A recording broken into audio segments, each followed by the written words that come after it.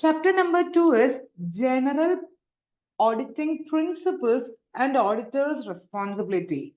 When you hear principles, auditor's responsibility itself, we will be reminded about which series of essay you know.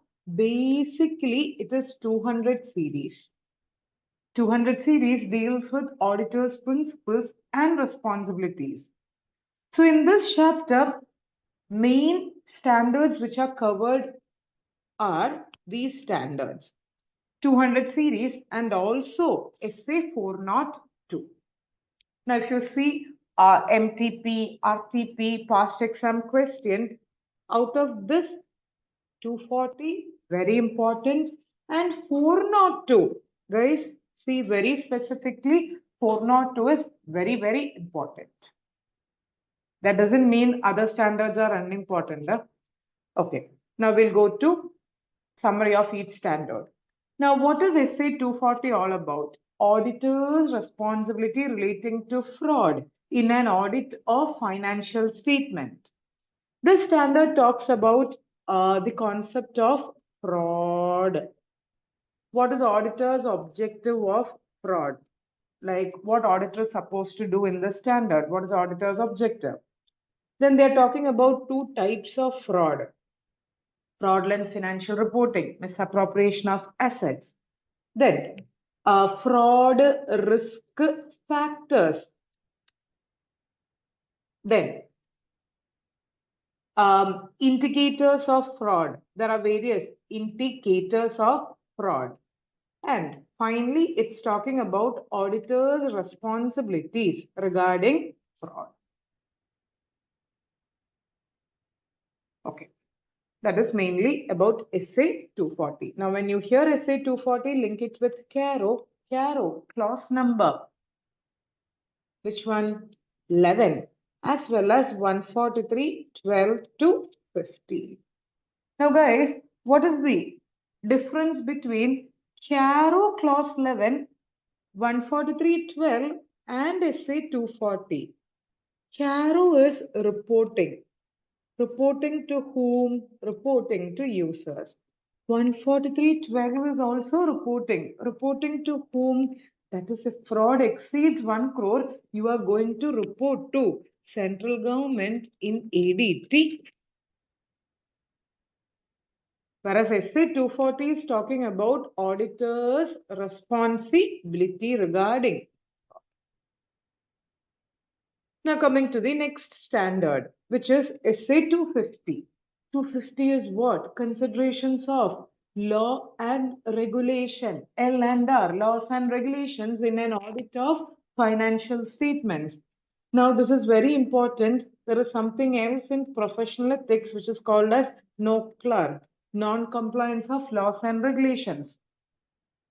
Now, in this standard, we are going to cover the concepts of NOCLAR. What is non-compliance of laws and regulations?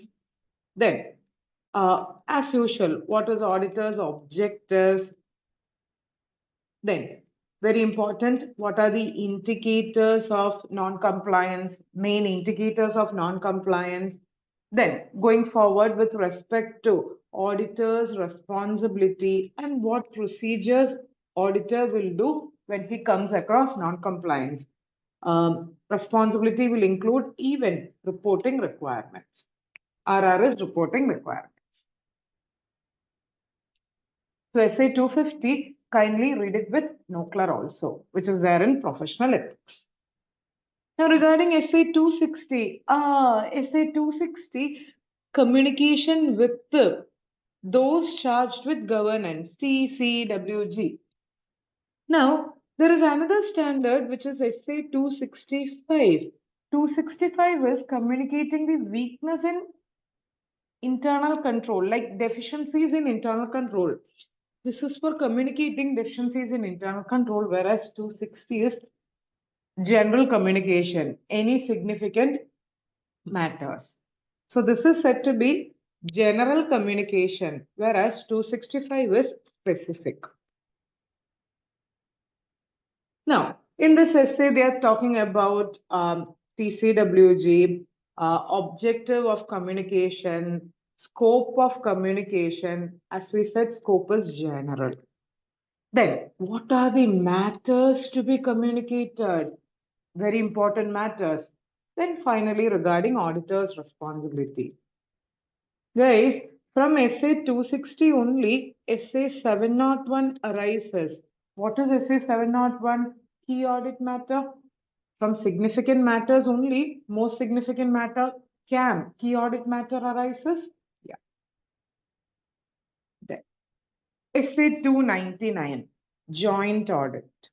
Now, joint audit, when you hear, yes, Companies Act, section 139, subsection 2 and 3 link is there. Professional ethics. Yeah, there is a clause which talks about joint audit, clause 2, part 1, second schedule. And in this essay, they are talking about what? They are talking mainly about the concept of what is joint audit. Then every essay has the objective. Objective, how the joint audit should be planned. Planning of joint audit. Then work allocation, how work should be allocated among the joint auditors, work allocation. Then risk assessment. Regarding the reporting, if there is a disagreement, they will give a separate report with OMP, other matter para. And regarding the responsibility, they will be held individually responsible for allocated area and for other area jointly and severally responsible. Now going to the one of the important standard, very important, essay 402, audit consideration relating to entity using service organization. Here you are the user entity auditor. Now user entity is using service organization. Now service organization auditor will give you either type 1 or type 2 report. For this, there is a standard which is SAE 3402. Now, this is covered in chapter number 11. This standard 402, we are studying from which auditor's point of view? User entity auditor. So this standard mainly talks about the user entity, service organization. What is the objective? Why to obtain understanding about the service organization, mainly to understand the services provided by service organization to identify risk as well as to design the procedures. Then what are the different types of report obtained from service organization? As we said, type 1 and type 2. Then what are the requirements? Like how do you do the audit? I repeat, this essay 402 is from user entity auditor's point, whereas 3402 is from service organization auditor's point.